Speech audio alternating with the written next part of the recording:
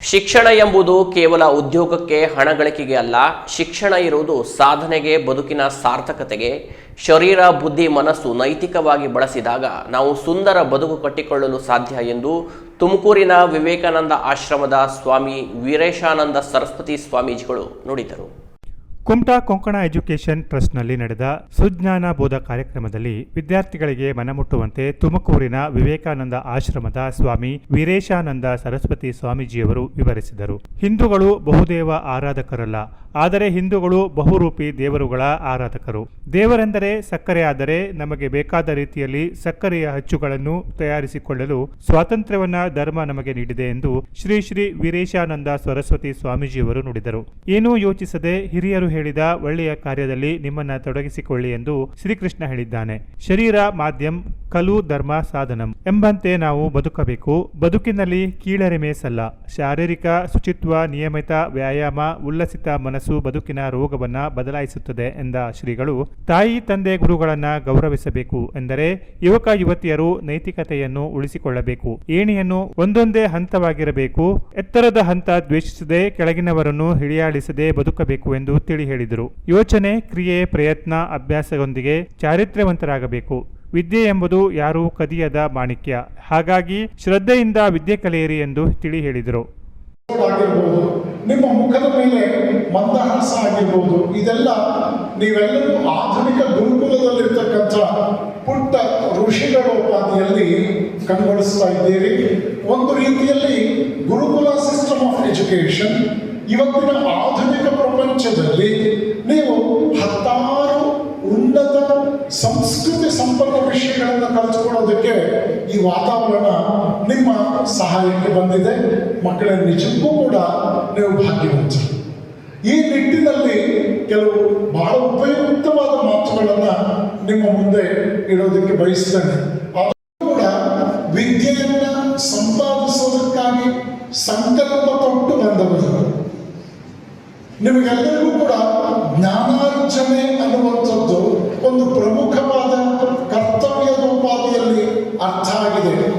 ನಿಮಗೆ ಜನ್ಮ ಕೊಟ್ಟ ಪೂಜ್ಯ ತಾಯಿ ತಂದೆಯರು ಉತ್ತಮ ಶಾಲೆಯ ಆಯ್ಕೆ ಮಾಡಿ ನಿಮ್ಮನ್ನ ಇಲ್ಲಿ ಸೇರ್ಪಡೆಗೊಳಿಸಿದ್ದಾರೆ. ನೆನಪಿಟ್ಕೊಳ್ಳಿ, ಜೀವನದಲ್ಲಿ ಬಹಳ ದೊಡ್ಡ ಸತ್ಯ ಹೊಂದಿದೆ. ಏನದು? The secret of success in life depends on the matter of choice. The secret of success in anybody's life depends on the matter of choice. ಆಯ್ಕೆ ಮಾಡಿ ನಿಮ್ಮನ್ನು ಸೇರ್ಪಡೆ ಮಾಡಿದ್ದಾರೆ. ನೀವು ಶಾಲೆಗೆ ಬಂದಿದ್ದೀರಿ. ಅಕ್ಷರಾಭ್ಯಾಸದಿಂದ ಹಿಡಿದು ಈಗ ವಿಷಯ ಸಂಗ್ರಹ, ಪಠ್ಯ ಅಧ್ಯಯನ, ಜ್ಞಾನಾರ್ಜನೆ ಎಲ್ಲ ಮಾಡ್ತಾ ಇದ್ದೀರಿ. ಮೊದಲನೇ ದಿವಸ ಶಾಲೆಗೆ ಬಂದಾಗ ನೀವು ಬರವಣಿಗೆ ಶುರು ಮಾಡಿದ್ರಿ. ಇಲ್ಲಿಂದ ಬರೆಯೋಕೆ ಶುರು ಮಾಡಿ ಎಲ್ಲೋ ಹೋಯ್ತು, ಡಯಾಗನಲ್ಲಿ ಹೊರಟೋಯ್ತು. ಅದು ಸ್ಟ್ರೈಟ್ ಲೈನಲ್ಲಿ ಹೋಗ್ಬೇಕಾಗಿತ್ತು, ಡಯಾಗನಲ್ಲಿ ಹೊರಟೋಯ್ತು. ಆಗ ನಿಮ್ಮ ಮೇಷ್ಟ್ರು ನಿಮ್ಮ ತಮಾಷೆ ಮಾಡಿದ್ರು. ಏನಪ್ಪ ಹೀಗೆ ಬರ್ದಿದ್ಯಾ? Looking to London, talking to Tokyo, ಹೀಗೆ ಹೋಗ್ಬಿಟ್ಟಿದೆ ಅಂತ ತಮಾಷೆ ಮಾಡಿದ್ರು. ಲಂಡನ್ ಮತ್ತು ಟೋಕಿಯೋ ಒಂದೇ ಲೈನಲ್ಲಿ ಇಲ್ಲ. ಆದ್ದರಿಂದ ಇಲ್ಲಿಂದ ಶುರು ಮಾಡಿ ಎಲ್ಲೆಲ್ಲೋ ಹೋಯ್ತಲ್ಲ ನೀನು ಸಾಲು ಅಂತ ತಮಾಷೆ ಮಾಡಿದ್ರು.